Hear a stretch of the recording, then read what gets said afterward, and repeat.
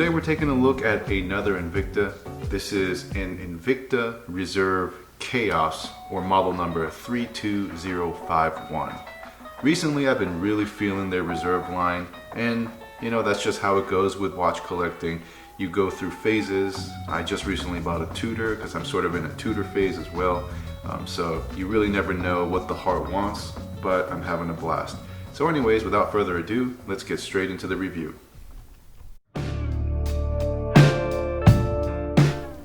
I spent around $600 on the Chaos. However, that really depends on who and where you're buying the Chaos from. I don't think there's really like a set standard street price.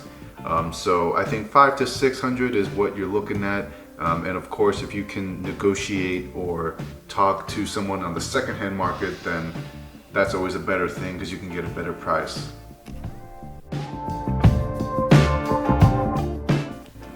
For case diameter, we're looking at 49.8 millimeters or 55.1 millimeters if we add the crown.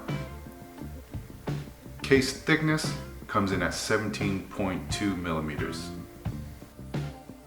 The lug to lug is 62 millimeters with a lug width of 35 millimeters. However, the lug width doesn't really matter because it's a proprietary bracelet, so you're not going to be putting any aftermarket bands on this thing. Adjusted for my wrist, the Chaos comes in at 310 grams or 10.93 ounces. So out the box, it's going to come out a little bit heavier. And here's how it sits on my 7.5 inch wrist.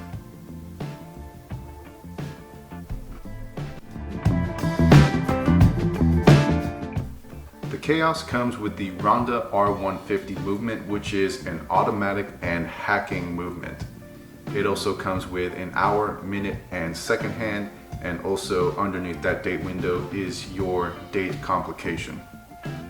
The R150 is rated for plus or minus 12 seconds per day, and it's also got a 40-hour power reserve. The beats per hour is 28,800 beats per hour, and it is also certified under the NIHS 91-10 certification. For those of you that don't know, NIHS stands for this, which in English stands for the Standards of the Swiss Watch Industry. So it's very closely related to the ISO standards, but NIHS is specifically related to watches. Case material is stainless steel, and that is the case and the bracelet. And then going back to the case, on the top, you can see the 120 click unidirectional bezel. On the right hand side, there is a screw down crown. And then on the back side, there is a screw down display case back. Coming back to the top, the crystal is a flame fusion crystal. And underneath that, you can see the applied indices and the earlier discussed date window. There is lume applied to all of the indices and the hour and minute hand. And then the piece de resistance is the METEORITE dial. And all of this is in a case that provides 200 meters of water resistance.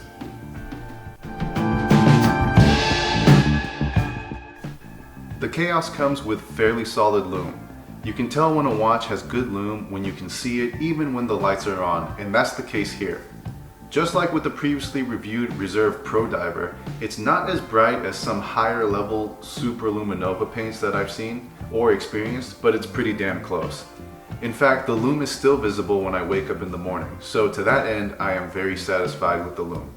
I just wish Invicta would advertise the specifics on their website because I really would like to know which lume they use.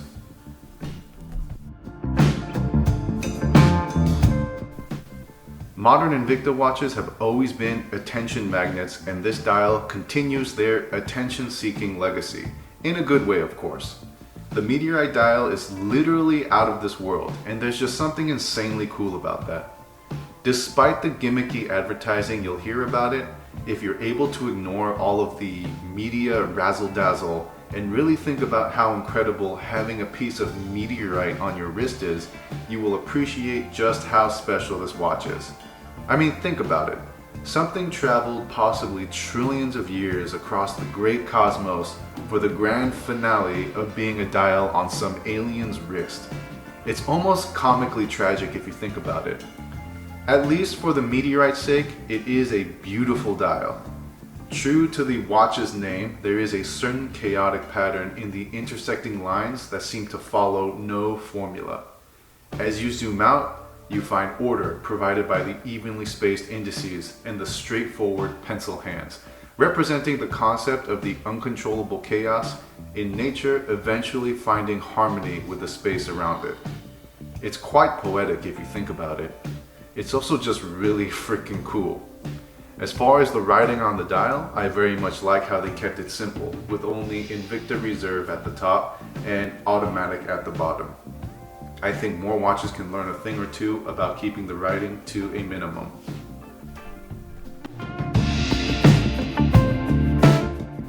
Functionally, the 120 click unidirectional bezel is great. Each click is deliberate with no discernible backplay and lines up perfectly with each of the minute markers. The edge texturing is some sort of modified scalloped edge, more akin to the teeth of a gear wheel. And while I believe this was an aesthetic design choice, it does help significantly with establishing a solid contact with the fingertips, thus making it a simple task to turn. Speaking of aesthetics, you can see the overall rose tone color scheme of the bezel with the mirror polished 3D sculpted markers. I like how they decided to make the bezel surface more of a matte finish, which I believe is a good contrast with the mirrored polish of the markers. There's just enough shine to look pretty, but not so much to where it's tacky.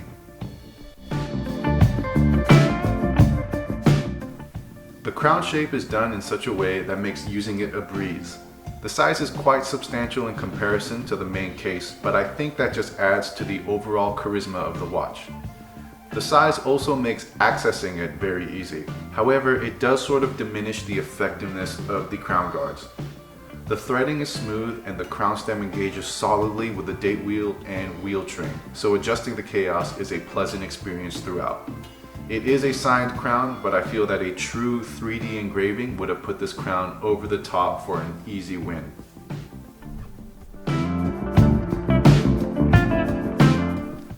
One thing I've always found so great about Invicta watches is their bracelets. Number one, they're just solid hunks of steel and I really like that. But also number two, you never really need to worry about lug width because most of the time the bracelet is unique to the specific model because the bracelet design is integral to the overall design of the watch. This is the case with the Chaos. You've got this lug system that's only going to work on a Chaos bracelet with these bold rose-toned link pins that stick out on either side. It gives the watch a subtle macho style that's not too in your face, but just enough to please the big watch lover. I have to say that this bracelet always reminds me of Doomsday from Superman. I don't know what it is, but that's the image I get in my head when I see it, and frankly, I think that's awesome. The clasp is standard Invicta affair with the Invicta wings on the safety tab and a milled steel fold-over deploying clasp. The removable links are attached via cotter pins, so it's very easy to adjust at home, and the clasp also has 5 micro adjust positions for that perfect fit.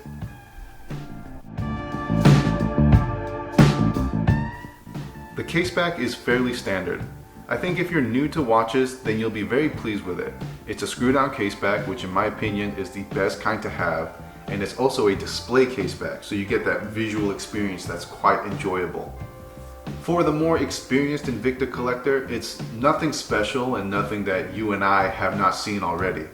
This is pretty standard quality for non-reserve level pieces, so I don't know what else to really say. Maybe to Invicta, step your game up. It's a reserve level watch, so you should be putting something a little extra on that caseback.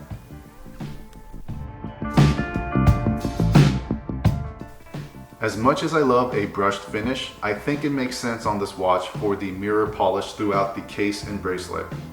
Every watch has a purpose, or more specifically, an environment it was intended to be worn in, and this watch was meant to shine. I'm also more accepting of the mirror polish because of the matte bezel surface. It really does provide that great contrast that evens out the whole appearance.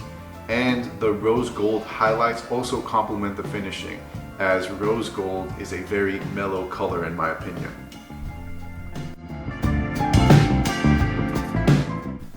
Getting straight to the point, I think the Chaos is one of my favorite designs that is uniquely Invicta.